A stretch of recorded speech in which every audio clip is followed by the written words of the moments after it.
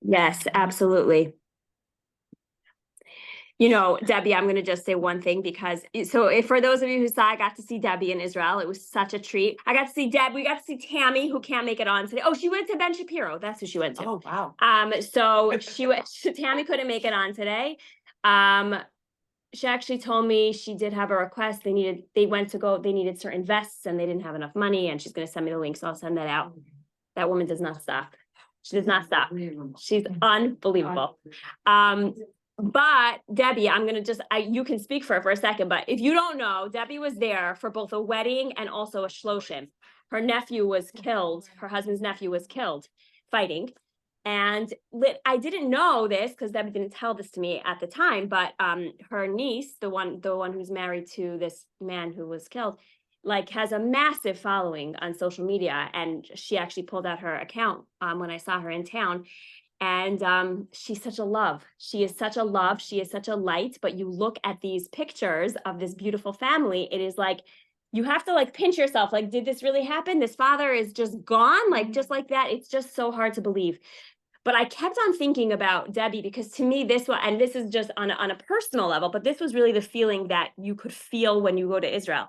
And I think, Debbie, you were there for both a wedding and a shloshim, and you literally have to do the dance. We talk about that dance often, but I felt that you could literally feel like all you have to do is just step into Israel and you could absorb the dance. Because you could cut the mourning with a knife. You could feel the mourning. You could feel the grief. The whole country is drenched in blood. And you can feel it. It's thick. Mm-hmm. And at the same time, you can feel the joy. You can feel the dancing. You can hear the singing. You can hear the laughter. And you can smell the delicious smells of life. And that is, I think, like, to me, the thing that I came back most infused with. You can talk about it, and, you know, to be in it and to walk it and to see it and how you can go, you know, and maybe you can even speak for a second on just what that felt like within a family. Emotional highs and lows. Yeah. So tremendous. Mm-hmm. You know, we just went from one thing to the other. And my brother, my nephew who got married, there were a number of Sheva Brachot also. So like every night we had something else, you know, and then, you know, and then my mother-in-law, she's older and she's like dealing with this pain of her granddaughter losing her husband and her great-grandchildren without a father, and just all the stories we kept hearing about other widows. Yeah. Yes. So many widows. It's tremendous. And this girl, Tal, she says, I want to remarry. I want to, you know, smile again, have a life again, travel again. Mm-hmm. But there's so many of them. Yeah. And now the supply and demand is scary because we lost so many men. I was thinking about that. Yeah. Yeah. A lot of widows. And I don't know if you saw on her social media the way she's describing death to her kids. Like, no, I didn't see that. They're little and it's so hard. And people are bringing them crazy gifts, like, you know, iPads and this and that. And you can't even, it's like not the right level for 7-year-olds. They're very little. The kids are very little. Don't have that stuff. Of course, like, right. Little things that are happening day to day that you just have to manage them, you know. And there was a thing like on her social media talking to her 5-year-old about Abba Ba'adama, you know. Oh my gosh. Our father's in the ground. You know, he doesn't feel cold. He doesn't feel warm. He's okay. He's not feeling it. Like, it's just because they're asking a million questions because the attention is outrageous, you know. So it's just very hard. It's hard on grandparents. It's hard on their. It's just a domino effect. Yes. But it's one of so many. That's right. We happen to know them. Right. So we're hearing more inside stories. Sure. But it's it's just an undertone, like you said. Yeah, it's definitely an undertone. And politics, like you know, and at the same time, all the restaurants are packed. Right. And the food is crazy good. Yeah, I can attest. I have to walk 30,000 steps. Yeah. Which I try. Yeah. to get past all the bake The goods. deliciousness. You know, why they so slim and there's so many cars? I don't know. They walk everywhere. They do. Walk a lot. Yeah, but their food is Like, so good. Yeah. Small portion. Yeah. It's like portions were big. And the donuts are starting. Oh, the I didn't see any donuts. donuts. I saw one tray. I saw one tray. I took a picture of The one tray, but donuts, now yeah. they're really Like, I don't get it. Yeah, coming. so. Maybe they only eat the anyway. carbs, nothing else. Anyway, Or so like Devorah said, it's just up and down. Yeah, it's Cut it's the emotions, but the strength is enormous, you know, it's really just enormous. And I mean, I have so many highlights, but we went to Har Herzl, which we go every momentum trip. They always take us to Har Herzl, and it's always emotional, like, you know, there's all the soldiers, and like every so often there was a year where you would see one that had like recently been killed, and you would be like, oh my gosh. So they added 3 new entire sections, like entire sections, and they're all fresh. Everything that's put down there is Right. completely fresh. Since he was buried, there were 2 new rows. It's not just rows and sections, and it's gut wrenching. It is gut wrenching. Ma, what is that? It's museum of the fallen soldiers. Oh, really? Have you been there? No. I don't know what that is. What is that? No, like with no. Kind of museum, all the went names there. of the fallen soldiers Wow. since the beginning, from Tashaf until today. With all the names on the side? the names. Yeah, but that's part of Herzl. I didn't realize it was a special museum. Yes, we were there. You You walk through it, right? and it's like it's a like museum. Nah, that does not sound familiar, but we did see like all the names of all the fallen soldiers. Beautiful cemetery. It's I mean, beautiful. not like Arlington. Beside like- it, It has that feeling. Just I celebrates, mentioned all the right. names. Wow. Right. Wow. Beginning. There was one woman that was standing by the grave and of one of the new sections, and she said that it was her husband. And she, you know, like she was standing there going to visit. She lived about an hour and a half away. She had 4 little By children herself? by herself. She just came, and she was telling us a little bit about her husband.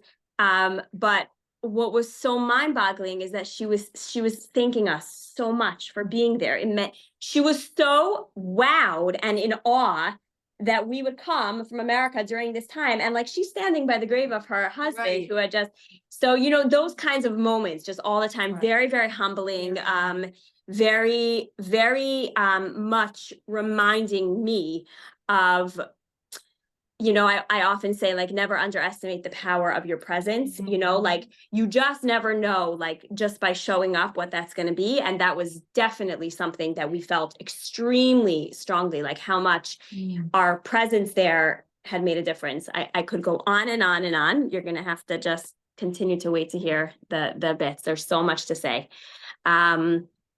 Tomorrow we're doing a little recording of a podcast actually with some of the women who were on the trip. So hopefully you'll get to hear some of our reflections, which I think will be very meaningful. And I would encourage, you know, if you have a minute to listen to that as soon as it's out. So we are still in Strive for Truth. The last chapter that we learned was on the pursuit of happiness. We kind of reframed what true happiness is. And it was a wonderful discussion. And now we're moving into the next one. Like I said, I'm going to jump around a little bit, but it happens to be the next 2 chapters I still would like to do. So this is the next 2 chapters. That is, the first one is called No Reward in This World, followed by a chapter called The Reward of a Mitzvah is a Mitzvah. Now, again, just a reminder, if you've been learning with me for some time, you know this idea, but hearing the way that he teaches it and the framework that he's coming from is very eye-opening, okay? So let's understand first what this means. When you hear this line, which is told many times by our sages, there is no reward for a mitzvah in this world. What comes to mind? What comes to mind? There's I'm no not sure. reward for a mitzvah. Let me repeat. There is no reward for a mitzvah in this world. Isn't it the whole idea that you're doing these things for the world to come? Okay, good. Isn't the whole idea that we're doing all these things for the world to come? Okay, excellent. Lauren, does anything else pop into mind when you hear this? Does this? Yes. Yeah, go ahead. You don't do a mitzvah in order to be rewarded. Hopefully, when you do it, you think of a mitzvah, it's just coming from you. You don't care if anybody sees it or what you do, and so you don't get rewarded. However, you do get rewarded, like in your heart. You feel so good after you do it.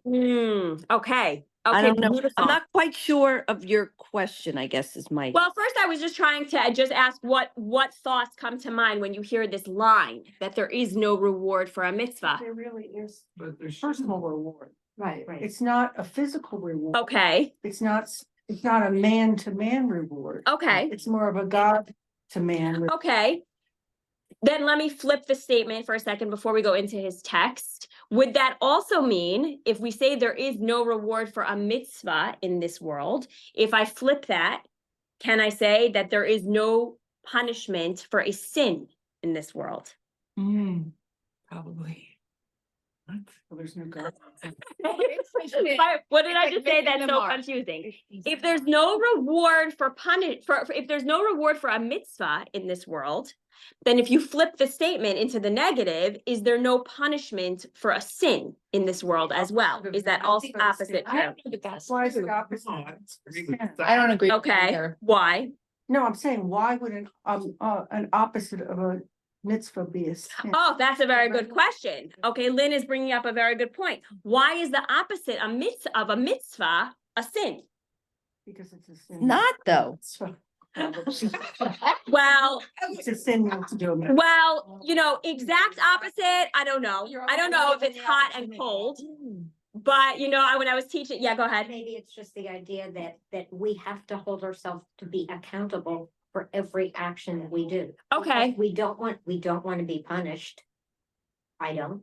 And we'd rather do mitzvah not to be rewarded, but to have that satisfaction that we get, and for the longevity of, okay, the things I'm doing now will create instinct and whatever with my family and with my community. You come back from a trip, you share what you learn, and hold each thing so that we think about, here you came back from nachas and sadness. And so we want to round our edges and not have things so sharp.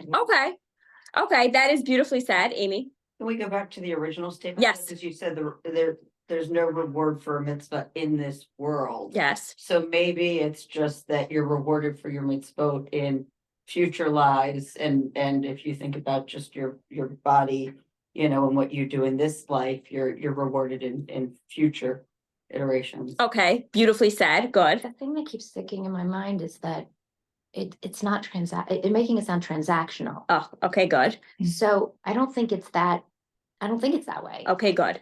Meaning it's not so black and white. Correct. It's not like I do this and And I this get- happens. Right. I do this and I get rewarded. I do this bad thing and I get punished.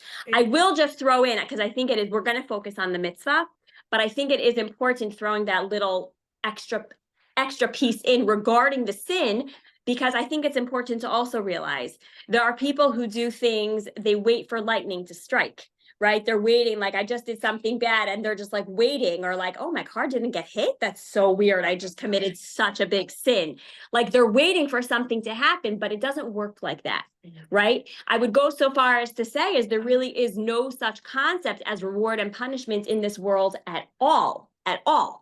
So, okay, yeah. So Sarah, go ahead. And then I'm going to introduce you to the next line. That is true. Explain what you mean. Throw your bread on the water and one day you're gonna find it. Okay. You don't know when the day you're gonna find it. Okay. Just make a mitzvah. Okay, so that is definitely true, and I think that is definitely even more so talking about goodness. Put out goodness. You have no idea. And when I was doing this challah bake on Sunday at this adorable mother-daughter challah bake at Temple Beth Ami, it was so sweet. Yeah. And you know, sometimes I find it harder, like to, like when you say something and you're like, okay, I have to engage an 11-year-old, but also a 45-year-old, like it's like hard. So I was trying to give over the concept, and they really didn't have this concept of a mitzvah. Most people translate a mitzvah as a good deed.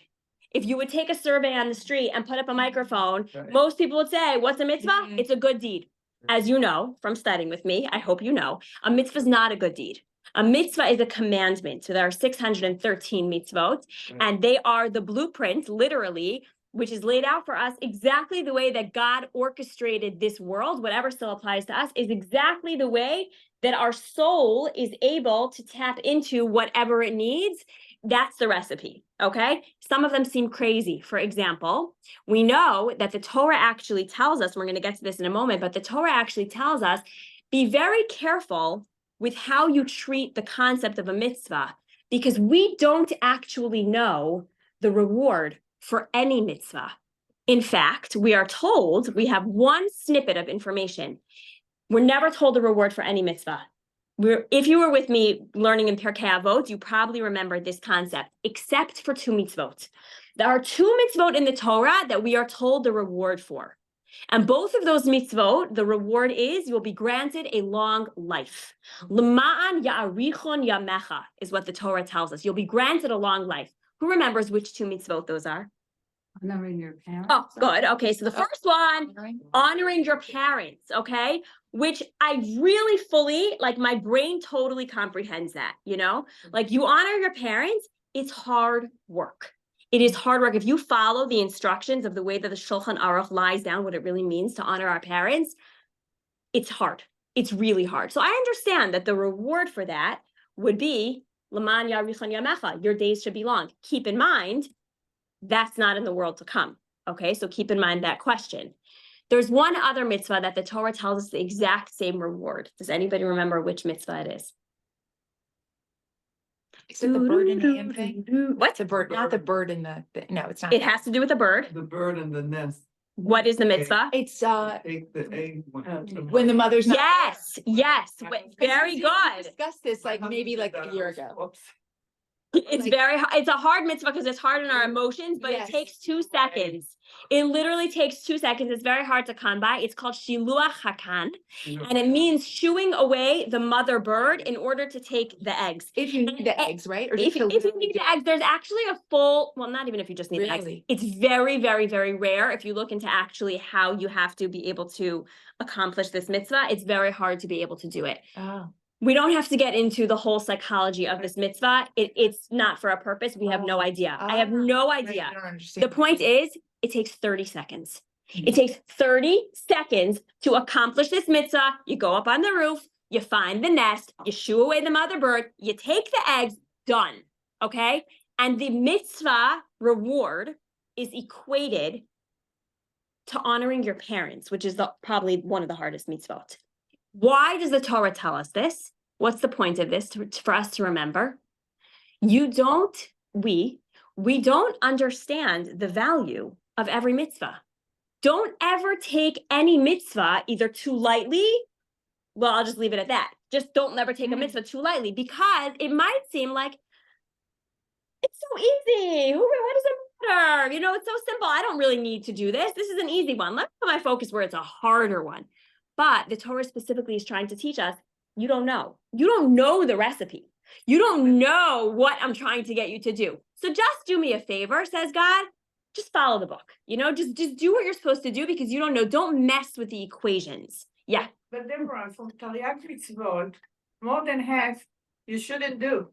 Correct. We don't have, well, I don't know what you're saying, meaning today or the lotases. From the Bible, I mean, for the mitzvot, from 613, more than half not to do. Well, Kill, don't this, don't do, I mean, not to do. correct. So this is also a mitzvah. Not Correct, to meaning be- there's the commandments to do, and then there's the positive commandments, which are called the mitzvot aseh, and then there's also the mitzvot lo taseh, that you don't do. Those are also mitzvot. Exactly. So now we understand that there is a certain soul recipe for these mitzvot, but it's interesting because the Torah will tell us that your what is your reward? That you should live here long in this world. Now, Strive for Truth, Rabbi Dessler comes and says, there is no such thing as a reward in this world for mitzvot. So I love what Lauren said, that word transactional is so phenomenal. What this chapter is here to remind us about is that we have to remember, exactly like Lauren is saying, it doesn't work transactionally. And I think Amy was the one who said that hopefully the feeling that you get after you do it, hopefully will stick with you. Which is true, but, and it's not an and, it's a but, because many of the mitzvot don't always feel good. There are Right. many, like some of the mitzvot are the feel good kinds, and those are like the giving and the very personal ones. And then there are ones that really don't always feel so good. They're very hard. They're not easy. And they're not like, oh, that really filled me up, unless we're properly wiring ourselves to recognize that there's a certain, like, I just did that only for one purpose, for my soul. Okay, like the bird. The bird is a great example because it's really, as humans, it hurts. Yeah, it's very hard mitzvah. It's a very hard mitzvah. So you We don't always get understand the it. Opportunity. I mean, you can go through life and not live on the Upper West Side of Manhattan. Never. Correct. Shiluach HaChan is very rare. Shiluach HaChan is very rare. Or losing your parents at a young age. Yes, and true. not having Exactly. children. Exactly. True. Exactly. Mm. And different mitzvot are going to, some mitzvot are going to present them to some people and not to other people. And some people, they'll Interesting. there is, if you notice one thing about the mitzvot, you will notice that it's not possible that one Jew can keep all the mitzvot. It's not possible. There has to be, and this is part of the reason how we see that all the Jewish people are so interconnected. Because if somebody loses their parents, or if somebody doesn't have a right arm to do a certain mitzvah with the right arm, or whatever it is, don't worry, because there are other people who can fill in that mitzvah. There are some mitzvot that are only for Kohanim. There are some mitzvot that are only for women. There are some mitzvot that are only for men. There are some mitzvot that are for firstborns. There are some mitzvot that are for Leviim. There's different mitzvot that are for different people. And so that just goes to show us that we are all needed in the equation of the mitzvot in order to make it all complete. I'm going to read you the line, which is actually from Pirkei Avot, which is a very, very powerful line that Rabbi Dessler reminds us of. He says that the Mishnah in Avot says, 1 hour of satisfaction in the world to come is better than all of the life in this world. Okay? Wow. So now what he's doing is he's trying to make us realize that, well, if the reward for the mitzvah is not in this world, how do I even understand what I'm getting? Because guys, I mean, it's very nice that we could sit here in class and be like, yeah, I mean, it's no problem. Like, we don't have to feel any reward for any mitzvah. As I'm like literally slithering under the table. You know why? Because we're human beings. We are wired to want to feel good. We are wired to want to feel rewarded. We are wired to feel satisfaction about goodness that we do. So how is it possible? It's not possible. So you think God is just giving us delayed gratification? Just go through life blindly. Just wait till 120. It will all be worth it. I have a hard time believing that. I have a hard time believing that would be the recipe. Yeah. In that case, I agree with Lynn that it's not a question of reward, doing an act or doing mitzvot or whatever. You are the one that has maybe an inner spark or an inner feeling from, especially giving. Giving certainly. Okay, so that's great. But how many of the mitzvot are giving? Many of them are not. I mean, we can make lists. We can make lists. We could go through. It'll be a very fun exercise. It would take a long time. We could take all 613 and we can put them into categories. And you'll be very surprised to see that out of 613, not that tremendous of a percentage. I mean, a percentage for sure, but not like 90% of it has to do with giving. But- Many of them So do. you know you accomplished the mitzvah. You do many mitzvot during the day, from saying blessings. Yes, people do. Yes. Which I don't do all those blessings. So how do you feel? Well, this is not about me. But it is. This has nothing to do with me. It does, because the more you do, the better you feel, I would think.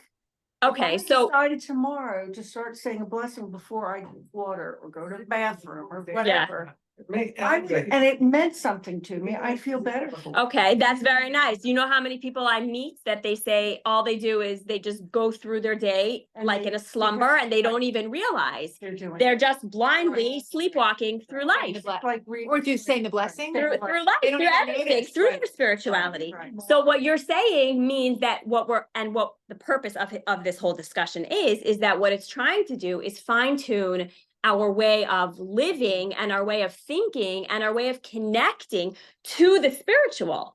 Because yes, there are different ways to go through.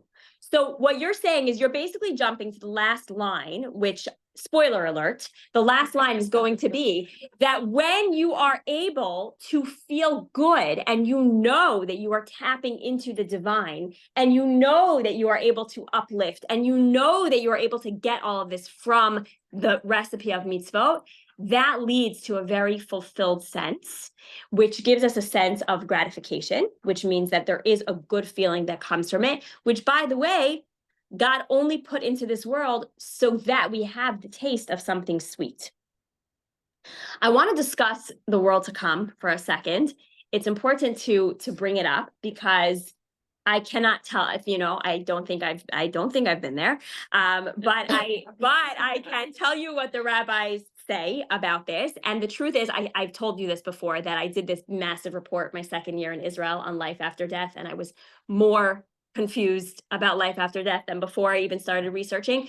So it was very confusing. But one thing that I definitely took away was that it seemed to have been described as blissful, very, very blissful by anybody who even experienced, a small bit of it and then came back to life, which is a near-death experience. Okay, so let's understand what he even says over here. And it's very, very interesting because what he talks about is that if you were to take an experience, I want you to think about one personal experience that you have that was so wonderful. It was just pleasure to the highest degree, okay? And there's many different things that can fall into this category, okay? You think of one pleasure, and then you put all the pleasures of just one human being, let's just start with one, all of your pleasures into one little tiny pill, okay? And imagine that you could swallow for 1 second this pill that would give you all of your pleasures, your biggest pleasures that you've experienced in your life, and you swallow this in one pill. What's the feeling that you have after you swallow that pill? Overwhelmed. She would choke. What'd she say? Granny says she would choke. When I take a Oh, she would choke on the pill. Imagine. I think for a second. I just want you to think for a second. one, Okay, euphoria, ecstasy. What else? What other words would come up? Tremendous joy. Okay, happiness. Now I want you to think about the collective energy of all the pleasure that this room has had. Okay, just imagine it for a second, and it goes into a pill. Like now we're like off the wall, right? Because it's like all the thing.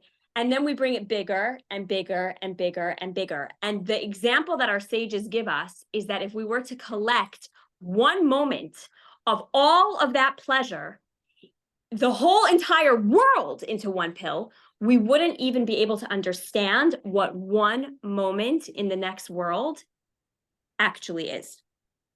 That is mind-boggling, okay? That is completely mind-blowing, because I can hardly even imagine what it would feel like for me to experience a moment of joy of all of our collective joys at one time. I can hardly imagine it. So what essentially the sages are explaining to us is that for us to really understand what the pleasure of the world to come looks like isn't super fathomable. That's just an analogy that they give us to wrap our head around what that is. By the way, this is like a total aside. I just think it's really interesting to note that we talk about me'ein olam haba. You want a taste of what that taste looks like. Does anybody know what the next words are? Yom Shabbat Menucha. Just taste the taste of Shabbat. The taste of Shabbat, when it's in its full glory, which means that you're literally basking in the glory of the presence of the Almighty, is somewhat of a taste of what that could be. Just an aside, that could be a whole nother class on Shabbat, but it's just an interesting thing to understand. So this is such an unbelievable understanding about this, that 1 hour of satisfaction in the world to come is better than all of the life in this world, and in understanding what that pleasure even looks like. What is the ultimate pleasure of the world to come? Why is it so pleasurable? Because in the world to come, from what I understand, we are experiencing the revelation of God and godliness to a very high degree. When you could understand what it means like to be basking in the glory of such extreme light, of such extreme divinity, it's something that's so hard to understand. I really we can't really wrap our head around it, but that's what the pleasure is. That's what the pleasure is. And the only way that we get to that is by following the recipe, is by doing those mitzvot. Now, I often like to say that, and he talks about this a little bit, that sometimes we'll be surprised to know what our small action in this world did after 120. We'll be experiencing a certain amount of euphoria, and we won't understand what that's for. And suddenly we'll be shown a little bit of a glimpse. This was connected to that action in that world, and we'll be shocked to understand what that even means. It's like, like you ask, tell me the whole Torah in one leg, when you stand on the one leg. Right. Yeah. The minute that you spread love and you love the other person like you love yourself, if you love yourself. That is true. That is true. This is the thing. That's it. Yeah. Just Okay. be nice. Yeah. If it was that simple, then that would be very nice. But I don't want to get mixed up with just being nice, because it's not just a matter of being nice. It's to act with the other person like you act with yourself. Right. That is true. And I agree. And that story is true. It is true, but there are also other mitzvot in the Torah. I just don't want to brush on over those, right? For sure. But when you ask, this is the whole Torah kula, Torah kula, it's really, it's in instruction, what to do, what not to do, and be good. Okay. Sounds simple enough. Sounds simple enough. We're teaching this class to a group of women who have carved out time from their daily schedules to come to join a Torah class. Sometimes, do you ever find that when someone, when is the last time that, well, I don't know, maybe it was today, I don't know, but generally speaking, we don't necessarily feel that we don't, if we realized what the reward would be for learning Torah, if we would realize what the reward would be for it, we would be like jumping in like lunatics, we'd be like these hyper beings, I'm going to learn the Torah class. We'd look like we were insane, right? Mm-hmm. Which we're not meant to be insane. We're not meant to look like crazy people. But I just think this chapter is so important for us to recognize. And, it's the same idea as what we discussed with happiness, where we're putting our focus. Because when we think about it, if we realize that all of our efforts in this world, all of the physical things that we're feeling in this world, and the pleasure and the luxuries and the gifts and all the things about this world, that's great. And that is a wonderful way to live life. But when we realize that it's not a means to an end, there's a certain real end that is, forcing us, it would make us live our lives a little bit differently. We don't always live with this awareness in the forefront of our minds. So that is so important to think about us. So what happens is, and this again goes back to what Lynn said, what does God do? Hashem allows the feelings that we have, which hopefully the more in tune we are to the spirituality, the more the feelings come, to allow ourselves to feel some kind of goodness, so that feeling can continue to motivate us to move further. Okay, what do I mean? I'll give you an example that happened to me 2 nights ago. I've shared this with you before. Rane lives in Kent Mill. She knows the story good and well, but somebody was at my house and was like, this happens here? This is not like an Israel thing? I'm like, nope, this happens in Kent Mill. They knock on the door and you open it up to a stranger standing outside of your door. Most of the time, these people are from Israel. They come in, they speak to you in Hebrew. I don't even know why, I try to just give them the time of day just to like tell them their story, but like I'm handing them the money regardless of their story. And I think I've shared with you that sometimes it gets a little bit uncomfortable because what happens is, Rene, tell me if you've experienced the same. They a little bit line up on the side of your house, like a whole slew of them. And you don't know how many of them are coming. So like it could be 1, it could be 10, okay? And they come in one by one by one. And each one, you're standing there trying to listen, trying to be nice, and so I've actually learned that I have to ask, are there more? Because I need to prepare myself. First of all, I need to know how much money I have to divide up. And I also need to know how much time. Like, do we have time to come sit down and you tell me your whole life story? Or is there going to be 8 of you waiting outside of my house? Okay. So it happens to be that last night, it was 2 nights ago, there was one man who came in and, I didn't even see a car there, so I actually didn't even ask him. And it was one, and then I looked around when he left, and I was like, oh, that was just one guy. Okay, I handed him the money, very nice exchange, went on with my night. Few minutes later, the doorbell rings again, and I ask who it is, and I see a very familiar face. Who is it? It's the driver. Now, the driver happens to be, he drives all around United States. That's what he's hired for. He takes around these mishulachim, as we call them, these people who need money, and he has the list of the people to go to, and he drives them. Yeah. Now, where do I know him from? Where do I know his face from? From the last visit. Nope. I know his face from Denver.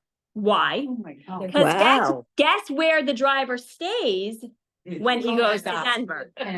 With my parents, okay? Wow. Now, if I tell you this driver is not exactly like the most, polished in his suit, buttoned up, okay, he's the driver. You get the picture, okay? He has a heavy Russian accent. His name is Yosef. The second I saw his face, where does it transport me to? Denver. I've seen him. He's been at my parents' Shabbat table. My mother treats him like a king. She makes him special dinners. He's Yosef. He's part of the family. So I just see him. I didn't even realize there was more people behind him. So I opened up the door. I said, Yosef, how are you? It's so good to see you. How can I help you? I said, can I get you a coffee? Can I get you something to eat? He said, actually, and he's holding a bag. He said, actually, I have my dinner here. I see that it's from a kosher restaurant. I need to warm it up, but I just usually warm up my stuff. I'm making a very long story, actually short. I usually warm up my stuff in the yeshiva microwave, but it's meat and they only have dairy microwaves. I have a cold meal here. Do you mind warming up my food? So my kids they're all standing. They're all watching around. I'm like, sure, I'll warm up your food. Do you want me to put it on a plate? Ask me all the questions, all the things. I give Yosef his hot food, and then another woman she was actually standing in the side because she had witnessed the whole exchange. I gave her the money, and the end of the story. They both left my house. I cannot tell you how the rest of my night played out so beautifully. You know why? Because it felt so good. And one mitzvah that I was able to do gave me a pep in my step for the rest of the night. Everything was beautiful. Everything that followed that night, all the phone calls, all the kids, all the homework, all the lunches, all the chaos, everything that had to happen that night was just so much easier because I had that feeling like that just felt so good. And you know what? It spilled over to the next morning. Well, it's even better that your children saw it. Yeah, and it led to the most beautiful conversations in carpool the next morning. And then you know what it led to? The most beautiful conversation with my mother, where I started reflecting on all of the people that she has brought into her home. My parents have brought into their home over the years. And she says, Devorah, it is so interesting to hear this from your perspective. I never got to hear this all from the child's perspective. And I'm bringing up, and I'm the oldest. So I'm bringing up like blasts from the past. And she's like, you remember that? I'm like, Ma, I remember that. Of course I remember that. And you know what? I don't know that when I was growing up, we had one bathroom.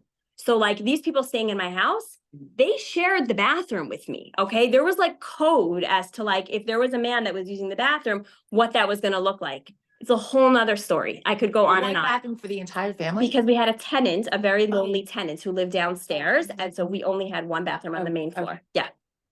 My parents did not have their own bathroom. We did not have our own bathroom. There was no Jill and Jack. We all shared that bathroom. And when we had these guests coming in from Israel, they too shared that bathroom. Next level, I said, like, Ma, okay, thank God my parents have a new house now and it has many more bathrooms and bedrooms and all things, but there were many years that it, and my mother, it didn't faze her. What is the purpose of me telling you this entire story? To give. Yes, but more than that, is that feeling that I had from being able to tap into the mitzvah was the byproduct that Hashem gifts us with in this world. It's a feeling of like, you feel good. But I think what Rabbi Dessler points out is that don't get mixed up between that being the reward. You know how I often talk about positive energy attracts positive things. So when you're feeling good and you're feeling like you just did something great and you're smiling and you have an extra pep in your step, you're likely going to experience more goodness that day. You just likely will. But again, don't confuse the goodness that follows it with, you see, I did the mitzvah and Hashem rewarded me in that way. It's a gift. It's a byproduct. But what we're wanting to remember over here is that there's actually a much greater reward that's going to be waiting that we have no idea. And the way I remember Lori Palatnik actually once gave this analogy. I think she got it from Rav Noach Weinberg, a blessed memory, but it was the idea of like a stadium where the future world, our world to come, it's like a stadium. And God is in the middle of the stadium, okay? Can we even imagine? Godliness, the divine light is in the middle of the stadium. And depending on our connection, we will either get front row seats or we're going to be somewhere way out in the back.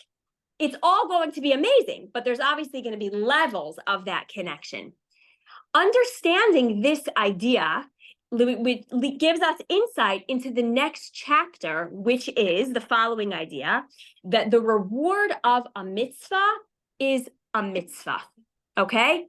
Schar mitzvah, mitzvah. So now he's introducing the next layer, okay? So we've accomplished and we understand that we can't even understand the ecstasy of what it would even be like to be experiencing that Olam Haba. It makes us remember that we have no idea when we think to ourselves, should I do that little thing? Should I not do that little thing? Do the little thing if you could, because we never know. I'm talking to myself just as much. Never pass up an opportunity.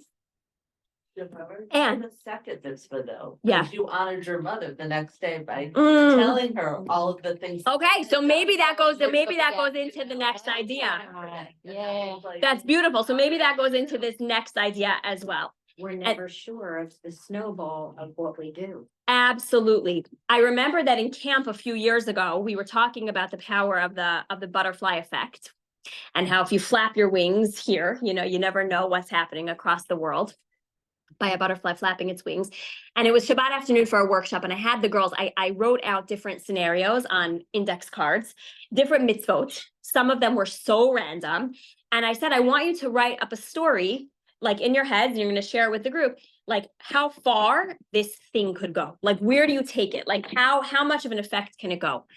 And it was fascinating because it was exactly this idea of realizing that like one tiny little thing, like, and they had to use their imagination of like where this could go, where this could go. We just have no idea. We have no idea. And maybe that even goes back to what you're saying, Sarah, about shlach lach lecha, like throw out your bread. You just have no idea. But over here, I love that this chapter is next. Because what he's teaching over here is also quoted by Pirkei Avot, which is that one mitzvah goreret mitzvah. What happens is the mitzvah leads to another mitzvah. And what he's adding over here is not only that it leads to another mitzvah, but actually that your reward will be that you'll be presented with another mitzvah. How many times, it'd be a very interesting conversation to go around the room and think about, when is the last time that you did a mitzvah? Any mitzvah, any of the 613, and you suddenly were presented with another mitzvah, and you thought to yourself, oh my gosh, like, thank you. Thank you for that mitzvah. God, you just handed me another reward. It's not the most obvious way of thinking, right? You don't think that way. But how about that mindset. How about that mindset when we do something good and another opportunity to do good presents itself, or to do another mitzvah, whatever it is? How about, oh my gosh, thank you. Look, another opportunity to do good. There's so many opportunities to do good. So this idea that if the reward is something that we can't really, is not tangible in this world, but that the reward for the mitzvah is another mitzvah, that gives us another taste of how God is not making us just have the delayed gratification. It's not possible as human beings to just live a life and never feel any sort of satisfaction from anything that we do. It would not be possible. And we said in last week's chapter, God is not cruel. It can't be that God would hand something to us like happiness and dangle it in front of our eyes and say, well, here's happiness, but good luck. You will not achieve it, right? That's what we said in the happiness chapter. And it's the same thing here. God would not dangle us with 613 mitzvos and be like, well, wait till 120 till you see what this feels like. When you get there, it will be good. It's not what he does, but he does give us tastes. And the taste of that in an ideal state is being able to do more connection, more good. And as you said, if we're able to cultivate this mindset of recognizing that this is the way to fill our lives, then we're able to feel good after we do those things. So now I said it's not about me, but I'm going to bring back what you said about me, about the blessings, right? Because I could go about my day and I could make 100 blessings. The Mishnah actually says you should make 100 blessings a day. And I could say those blessings and have no clue what I'm doing, what I'm saying. Don't think about it. Be busy with 1,000 other things. And many times as humans, we do. We're very, like, we're doing something and we're thinking about something else. But when we make it a point to try to tap into the mindset of, I'm doing this anyways, let me be more mindful, right? Like my husband always says, like, mindfulness is such a buzzword, but like, hello, this was like beginner Torah 101. Like, be mindful, live mindfully. Like, it's not meant to just sleep our way through life, right? So when we're able to tap into that in the way that God designed for us, then yeah, I would say it feels really good. But you know what? I have to slow down also. I took upon myself that my first blessing of Shahakol in the morning should be said extremely meticulously, very slowly, and out loud. And I can tell you that that's the best blessing that I make all day. And it feels the best because I'm the most mindful. I do a little bit of a tiny little mental practice before. And whether someone hears me, it doesn't matter if it's 5 o'clock in the morning or 7 o'clock in the morning, but I really, really, really try that first blessing in the morning is made with extreme intentionality. You can't compare to when I'm like mumbling through and I blurt the blessing out and take the drink. You can't compare. I found myself, so since the war, one of the things that I have taken upon myself was there's a blessing that we say after the bathroom. And it's hard, very hard to stop and say that blessing standing.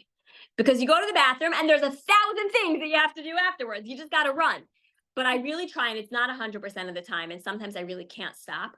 But I really try to stop and say that blessing with just a little bit of thoughtfulness. And I noticed it the most actually in Israel because, you know, you're always stopping for the bathroom and you're always with people. And I'm always like going to everybody around me, like, 1 second, like I have to say this blessing standing. And I felt crazy. I really started to feel nuts by the time the week was over. I'm like, but I really wanted to stay committed to this idea. But what I realized is that because I was recognizing that I was stopping and pointing it out to people more, it was so much more meaningful. I think also combined with the fact that my husband's, you know, struggling with this battle of kidney stones, and I've never thought about the body in that way, also made me have that heightened sensitivity. But when is the last time? When is the last time, right? That we really went to the bathroom and just stopped for 60 seconds when we're done and said thank you. Right? But when you're tuned in and you're not just going around, you know, just by rote, yes, it's so much more mindful. And I think that is the whole purpose of this idea. That is the whole idea. So we're going to pick up with this one next next week. We're going to pick up with this one a little bit more about this idea because there is a lot more here. But I guess the food for thought that I want to leave you with, because again, I don't think anything was earth shattering today. This was not brand new concepts. I had warned you about that in the beginning. Strive for Truth is not earth shattering new concepts. It's just a little bit of a new light and delving into these concepts one by one. But what I want you to think about is, what is that feeling that you have after you do any mitzvah, whether it's a mitzvah of lighting Shabbat candles, whether it's a mitzvah of prayer, whether it's a mitzvah of giving tzedakah. Okay, we could go through all the different mitzvah. What is the feeling that you feel? And did this discussion make any sort of dent in terms of just a little bit of a mindset shift? A little bit of a mindset shift in terms of thinking about it a little bit differently. That's what I want you to think about. And I want you to come back next week. We'll start off next week with that question.